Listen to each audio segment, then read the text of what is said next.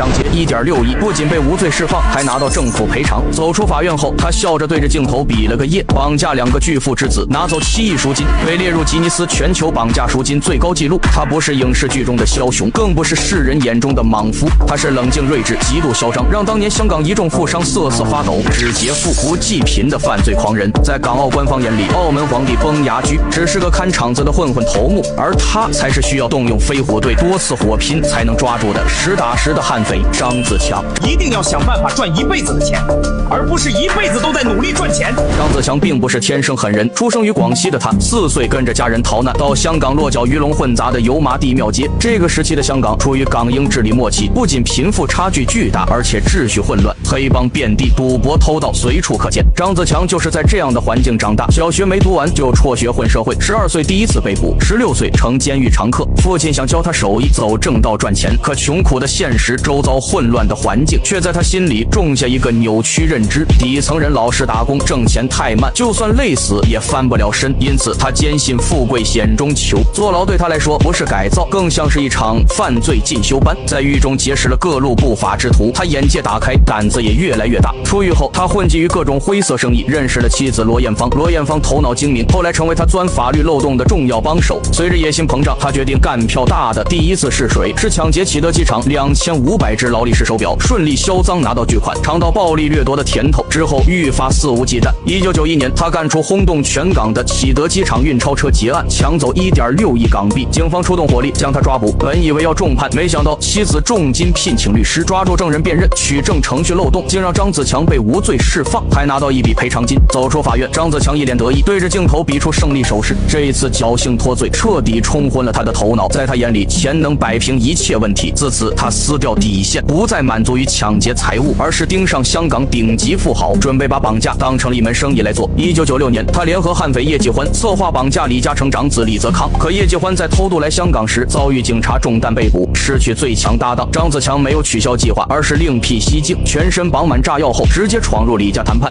经过一番讨价还价，双方敲定10亿赎金。李嘉诚先交出家中4000万现金时，张子强还嫌4晦气，退回200万，最终拿到10.38亿。李嘉诚当时劝他拿钱跑路，就此收手，但侥幸和贪婪已经喂大他的欲望，明明已经分到4个多亿，足够花几辈子了，可他却收不住手。他嗜赌成性，在澳门赌场挥金如土，几千万一夜输光，钱没了就再策划绑架。1997年，他又伙同团伙将郭炳湘绑架后关进木箱折磨6天，拿到6亿赎金后才放人。两桩惊天大案发生，张子强却并没落入法网，整个港圈人心惶惶，他的自负也膨胀到极点。可他忘了，漏洞总有补上的一天，因为早有提防，他绑架赌王时信息被泄露，导致计划失败。香港回归后，两地警方合作加强，张子强的生存空间越来越小，他准备炸开监狱，救出叶继欢，一起再干几起惊天大案，然后躲去国外。为实现这个计划，他频繁跑到内地，大肆采购818公斤炸药、2000多枚雷管以及大批枪支弹药。此举引起内地警方高度警惕，而内地当时正于严打阶段，根本没有空子可钻。在1998年1月，张子强在广东被捕，犯罪团伙也被一锅端。同年，他被数罪并罚，判处死刑。总有人羡慕他敢闯敢拼，可大家忽略一件事：所有走捷径得来的财富，永远填不满人的欲望。赚得再多，只要人心不知收敛，早晚要付出代价。